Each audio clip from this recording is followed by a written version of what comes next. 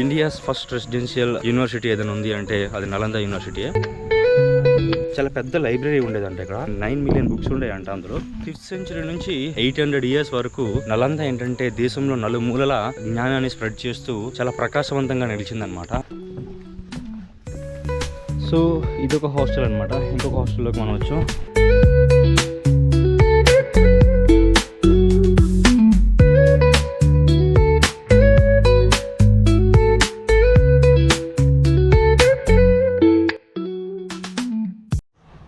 Welcome back to our channel again. This is Vamsi Wonder. So today we are at Rajgir. So మనం బీహార్లో ఉన్నామంట.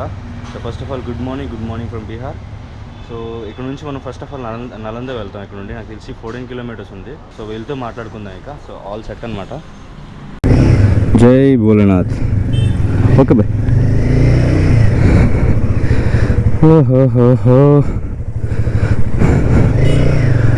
Welcome to Bihar. అసలు బీహార్ నార్మల్గా లేదబ్బా. మాట్లాడుకుందాం దీనికోసం. ఫస్ట్ ఆఫ్ ఆల్ మన సింబగాడికి పెట్రోల్ కొట్టించాలి. దాని తర్వాత ఎటైనా మనం వెళ్ళొచ్చు అనమాట. బాయ్ స్టాండ్ ఉఠాయేనా, ఫుల్ ట్యాంక్ కర్దేనా బాయ్. సో ఇక్కడ 105 ఉంది. జార్ఖండ్లో 97 ఐ థింక్. అండ్ యూపీలో అయితే 95 ఉందంట. సో అయితే మనం త్వరగా యూపీ వెళ్ళిపోవాలి. So welcome to Bihar, the land of scorpios. And మనకి బీహార్ అనగానే గుర్తొచ్చేది ఏంటంటే crime, insecurity, illiteracy rate, poverty, ఇదంతా గుర్తొస్తుంది అనమాట. బట్ ఒక 2500 ఇయర్స్ బ్యాక్ వెళ్తే బీహార్ అనేది వెరీ రిచ్ అనమాట. సో ఏంటి ఆ కథ, అదంతా ఏంటి అనేది మనం నలందాకి వెళ్ళి మాట్లాడుకుందాం. బీహార్ ఎంత రిచ్ అన్నది మనకి నలంద ఒక్కటే సాక్ష్యం అనమాట. సో నలంద వెళ్ళి మీకు అక్కడ ఏంటి ఆ స్టోరీ మొత్తం ఎక్స్ప్లెయిన్ చేస్తా. బట్ సీరియస్లీ స్కార్పియోలు అయితే మీరు కొన్ని వందలు చూడవచ్చు. చాలా ఎక్కువ స్కార్పియోలు ఉంటాయి అన్నమాట ఇక్కడ. సో బీహార్ని ద ల్యాండ్ ఆఫ్ మొనాస్ట్రీస్ అంటారు అనమాట. సో చూడండి, స్కార్పియో ఒకటి వెళ్ళింది, అలా చూడండి ఎన్ని స్కార్పియోలు వస్తాయో. సో ఈ ల్యాండ్ ఆఫ్ మొనాస్ట్రీస్ బదులు ల్యాండ్ ఆఫ్ స్కార్పియోస్ అనొచ్చు అనమాట. నలంద ద్వార్. బట్ ఒకటబ్బా, బీహార్ నుంచి మనం నేర్చుకోవాల్సిన థింగ్ ఏంటంటే వీళ్ళు ఎటు చూసినా మోస్ట్లీ ఎలక్ట్రికల్ టుక్టుక్లే ఉన్నాయన్నమాట. సో ఫైన్, అది ఎకో ఫ్రెండ్లీ అనమాట. వీళ్ళ దగ్గర నుంచి మనం ఒక్కడే నేర్చుకోవాలన్నమాట, ఎలక్ట్రికల్ టుక్టుక్లు వాడటం. మిగతాది ఇది నేర్చుకోవద్దా?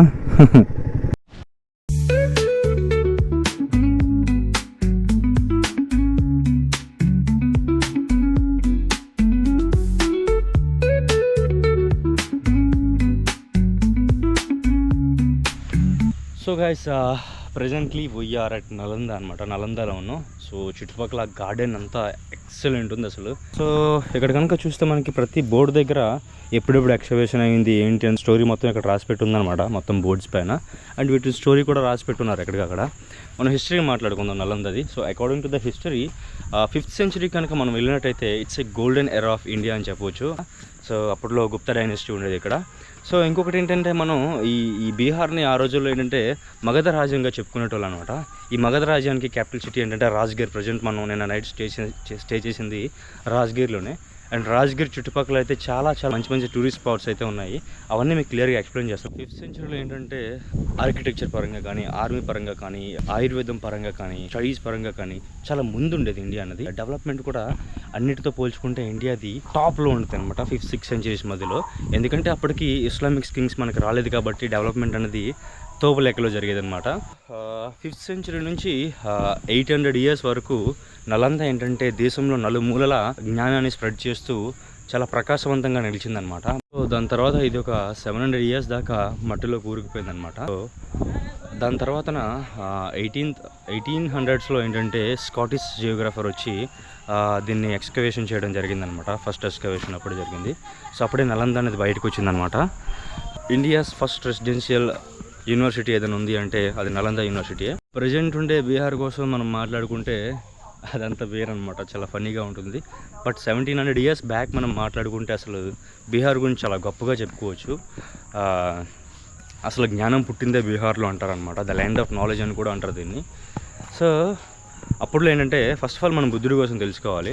సో బుద్ధుడు ఏంటంటే నేపాల్లో పుడతాడు. సో నేపాల్లో పుట్టినంతతో ఆయన 28 ఇయర్స్కి ఆయన ఇంకా రాయల్ ఫెసిలిటీస్ అన్నీ వదిలేసి ఇంకా సన్యాసాన్ని ఎంచుకోవడానికి ఇటు వచ్చేస్తారనమాట. సో ఆ రోజుల్లో చెప్పాను కదా, రాజగిరి అనేది క్యాపిటల్ సిటీ. సో మగధ రాజ్యంగా చెప్పుకునేది. అండ్ మగధ రాజ్యం ఏంటంటే ఆ రోజుల్లో స్పిరిచువాలిటీకి అండ్ లెర్నింగ్కి హోమ్ అని చెప్పుకుంటారనమాట ఆ రోజుల్లో. సో అందుకే ఆయన ఇక్కడికి వచ్చాడు. తర్వాత ఏంటంటే బోధగయలో ఒక చెట్టు కింద మెడిటేషన్ చేస్తూ లాస్ట్కి కొన్ని ఇయర్స్కి ఆయన జ్ఞానోదయం పొందాడు అనమాట. సో ఆయన ఒక రిలీజియన్ క్రియేట్ చేయడం జరిగింది, బుద్ధిజం రిలీజియన్. సో అక్కడ నుంచి ఆ రిలీజియన్ ఫిలాసఫీలు అందరికీ నచ్చి చాలామంది కింగ్స్ కానీ వాళ్ళకని ఈయన గురువులా భావించి అండ్ ఆ రిలీజియన్ని ఫాలో చేయడం మొదలుపెట్టారు. ఆయనకి ఆ బుద్ధుడికి బింబిసార రాజు యొక్క సపోర్ట్ అనేది చాలా బాగా దొరికిందనమాట. సో ఆయన రిలీజియన్ కూడా బాగా స్ప్రెడ్ అయింది కూడా అప్పట్లో.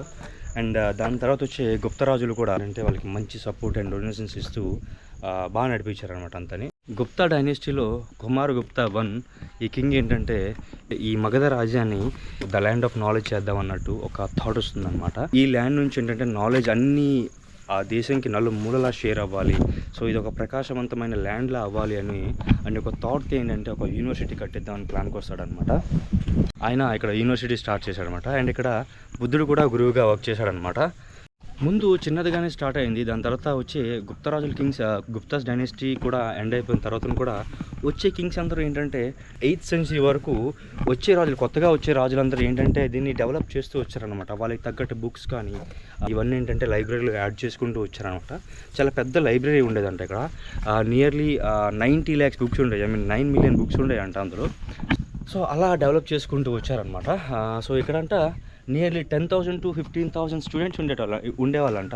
అండ్ 1,500 స్టాఫ్ ఉండేదంట, టీచింగ్ స్టాఫ్. అండ్ ఇంకొకటి ఏంటంటే ఆ రోజుల్లో యూనివర్సిటీకి ఎంట్రన్స్ ఎగ్జామ్ కూడా ఉండేదంట, లైక్ ఎంసెట్, గేట్, మెయిన్స్ ఎలా ఉన్నాయో. సో ఆ రోజుల్లో వీళ్ళకి కూడా ఉండేదంట. అండ్ ఇది చాలా టఫ్ ఎగ్జామినేషన్ అంట. సో అప్పుడు ఆ ఎగ్జామ్ని కండక్ట్ చేసేది ఏంటంటే సెక్యూరిటీ గార్డ్ అనమాట. సో జస్ట్ ఇమాజిన్, సెక్యూరిటీ గార్డ్కే అంత నాలెడ్జ్ ఉంటే ఇంకా స్టూడెంట్స్ కానీ టీచర్స్ కానీ జస్ట్ మీ ఇమాజినేషన్కే వదిలేస్తున్నా వాళ్ళ నాలెడ్జ్ ఎంత ఉంటుందో. సో ఆ రోజుల్లో ఎంట్రన్స్ ఎగ్జామ్స్ కానీ ఇదంతా ఒక సిస్టమేటిక్గా వెళ్ళేది కదా. హ్యాట్స్ ఆఫ్ అసలు. సో ఇక ఈ యూనివర్సిటీ కోసం మాట్లాడుకుందాం. ఎక్కడెక్కడ ఎలాంటివి ఉన్నాయి, ఎలాంటి హాస్టల్స్ ఉన్నాయి, ఏంటి మొత్తం మీకు క్లియర్గా ఎక్స్ప్లెయిన్ చేస్తాను ఇప్పుడు.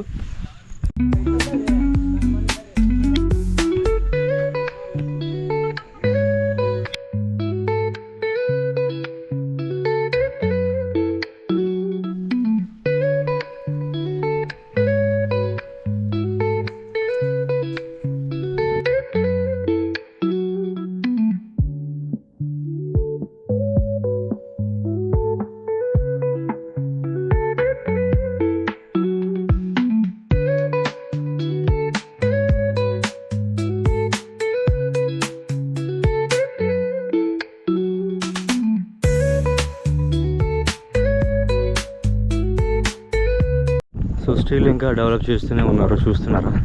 సో నలంద లోపలైతే నీట్ అండ్ క్లీన్ ఉంది అసలు. అక్కడ ఆయన పైన కూర్చొని టీచింగ్ చెప్తే వీళ్ళందరూ ఇక్కడ కూర్చొని క్లాసెస్ వినేటోళ్ళంట. సో ఇట్స్ గుడ్ కదా. హాస్టల్స్ ఎక్కడ ఉంటాయి, హాస్టల్స్ కనిపించగానే మీకు అవి చూపిస్తా. సో ఈ బ్రిక్స్ అన్నీ విరిగిపోయి ఉండే అనమాట. సో ఇవంతా వీళ్ళు మళ్ళీ కొత్తగా కడుతున్నారు. సో అదే షేప్లో విరిగిపోయినవంతా తీసి మళ్ళీ కడుతున్నారు.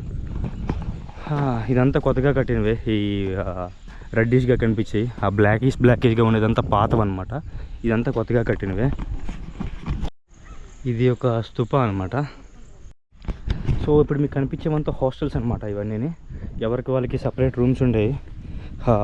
మీకు అక్కడ కనిపిస్తున్నాయి కదా, అక్కడ నెయ్యి దీపాలు ఉండేయంట అక్కడ. సో ఇది రెసిడెన్షియల్ ప్లేస్. ఇక్కడ గురువులు కూర్చొని పాఠాలు చెప్పేటోళ్ళంట. అండ్ అక్కడ ముందు కనిపిస్తుంది కదా, ఒక బావి ఉంది అక్కడ. ఎవరైనా వాటర్ తాగాలనుకున్నా ఏవి చేయాలన్నా బావి అయితే అక్కడ ఉంటుంది. సో వాటర్ తాగడానికి ఎవరికి వాళ్ళకి సపరేట్ బావులు ఉంటాయి.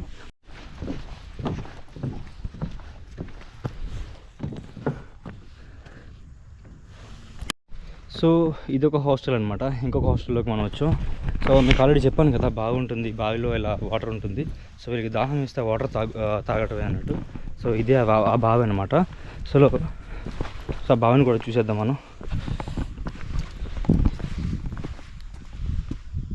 వాటర్ అయితే లేదు, అంతా కాయిన్సే ఉన్నాయన్నమాట లోపల. సో ఇది సంగతి అనమాట ఇక్కడది.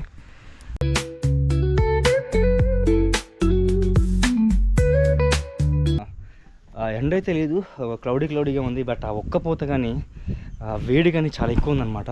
ఫుల్గా తడిచిపోయాను నేను కానీ.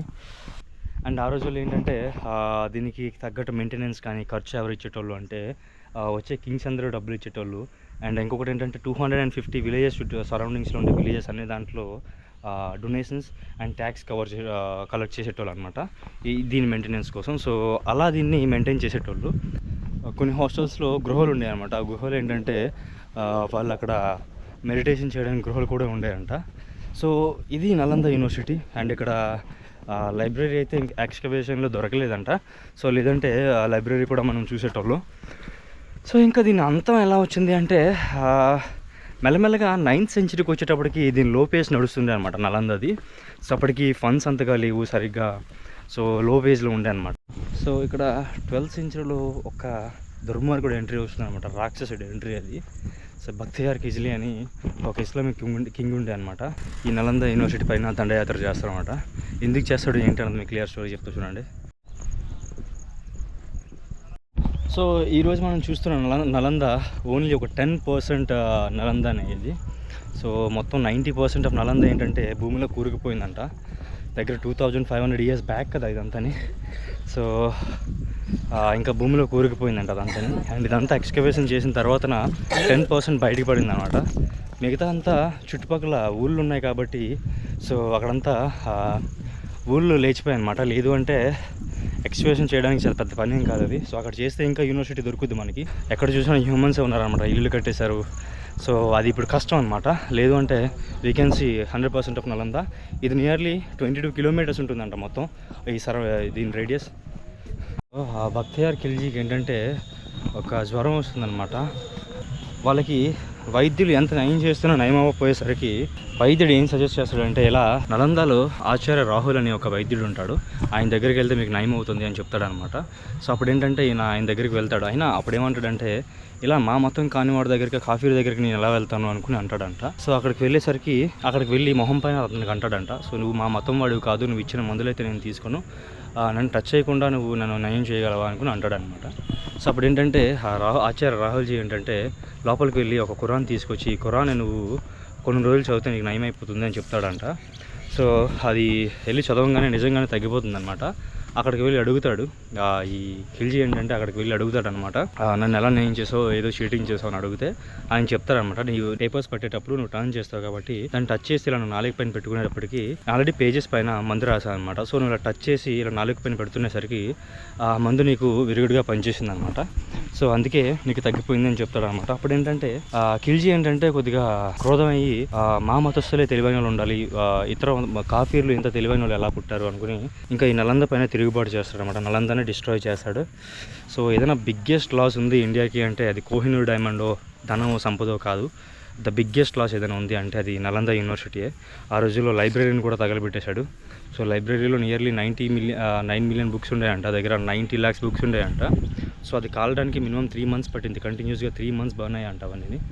సో ఇప్పుడు అర్థం చేసుకుంటే ఆ రోజుల్లో ఉండే టెక్నాలజీ కానీ అండ్ ఆయుర్వేద కానీ ఆర్కిటెక్చర్ కానీ ఆ బుక్స్ అన్నీ ఈ రోజుకి ఉంటే అసలు మన ఇండియా ఏ పొజిషన్లో ఉండదో చూసారా. సో మనం ఒక మంచి ఒక డెవలప్మెంట్ని ఒక తరాన్ని కోల్పోయాం అనమాట, ఒక మంచి డెవలప్మెంట్ని కోల్పోయాం మనం. సో ఒకవేళ ఎలాంటి జబ్బుకైనా నయమయ్యే గ్రంథాలు ఉన్నాయి అందులో. సో అలాంటివన్నీ మనం కోల్పోయాం ఇప్పుడు. ఇక్కడ గొప్ప స్కాలర్స్ ఉండేటోళ్ళు అనమాట, లైక్ ఆర్యభట్ట, ఆచార్య రాహుల్జీ అని ఇలా పెద్ద స్కాలర్స్ అయితే ఇక్కడ స్టూడెంట్స్లో వచ్చి టీచర్స్లో కూడా వర్క్ చేశారనమాట కొన్ని ఏళ్ళు. సో అలా ఇక్కడ కథ అనమాట ఇది. అండ్ ఇక్కడికి హంగ్సెంగ్ అనే ఒక చైనీస్ ట్రావెలర్ అనమాట ఇక్కడికి వచ్చి ఇక్కడ స్టూడెంట్లో జాయిన్ అవుతాడు. 5 years స్టూడెంట్స్లో అండ్ 10 years టీచర్లో వర్క్ చేస్తారనమాట ఇక్కడ. ఆఫ్టర్ దట్ మళ్ళీ ఇక్కడ నుంచి వెళ్ళిపోయేటప్పటికి ఇక్కడ నుంచి కొన్ని గ్రంథాలు తీసుకెళ్తాడు. అండ్ ఆయన ఒక బుక్ రాస్తాడనమాట నలంద కోసం. ఆ రోజుల్లో ఇంత గొప్ప ఇన్ఫ్రాస్ట్రక్చర్ ఉన్న ఇది ఇంత పెద్దది ఒక మహానగరంలో రాశాడనమాట దానికోసం. ఆ బుక్లో రిఫరెన్స్ తీసుకునే మనమంతా దీన్ని ఎక్స్కవేషన్ చేయడం జరిగింది. సో అట్ లాస్ట్ ఇప్పుడు మనకు కనిపించేది ఓన్లీ 10% నలందనే, ఇంకా 90% నలంద అనేది చుట్టుపక్కల ఉంది. బట్ ఎక్కడికక్కడ హౌసెస్ అన్ని కన్స్ట్రక్షన్ అయిపోయి ఊళ్ళే లేచేసాయి అనమాట. సో ఇప్పుడు అవి తీయాలి అంటే ఊళ్ళని కొట్టి మరీ తీయాలి. సో అది ఇంపాసిబుల్ థింగ్ అనమాట. ఇప్పుడు నలుమూలల నుండి వచ్చి like China, Tibet, Turkey, next Afghanistan, మొత్తం దేశంలో మూలల నుండి వచ్చి మరి ఇక్కడ చదువు నేర్చుకునేటోళ్ళు అనమాట. సో అంత గొప్పదనమాట నలంద యూనివర్సిటీ. సో నలంద నుండి ఆ రాజు ఏ విధంగా అయితే అనుకున్నాడో ఈ ల్యాండ్ నుంచి మనం విద్యని ప్రపంచంలో అన్ని మూలలకి ఎలా అయితే వ్యాప్తి చెందాలని కోరుకున్నాడో అలానే జరిగింది. ఒక 800 years వరకు అలానే జరిగింది. ఆఫ్టర్ దట్ ఒక్క మూర్ఖుడు వలన అది పోయిందనమాట. లేదు అంటే ఈ రోజుకి ఇండియాలో నలంద అనేది టాప్ పొజిషన్లో నిలిచేదనమాట. సో ఇది నలంద స్టోరీ అనమాట. అండ్ ఎక్కడితో ఆపుదాం, ఇంకా మనం గ్లాస్ బ్రిడ్జ్కి వెళ్ళాలి. ఐ థింక్ గ్లాస్ బ్రిడ్జ్లో టికెట్స్ ఉండవేమో నాకు తెలిసి. So this is enough for today guys. I'm signing off right now. Take care, bye bye and see you all.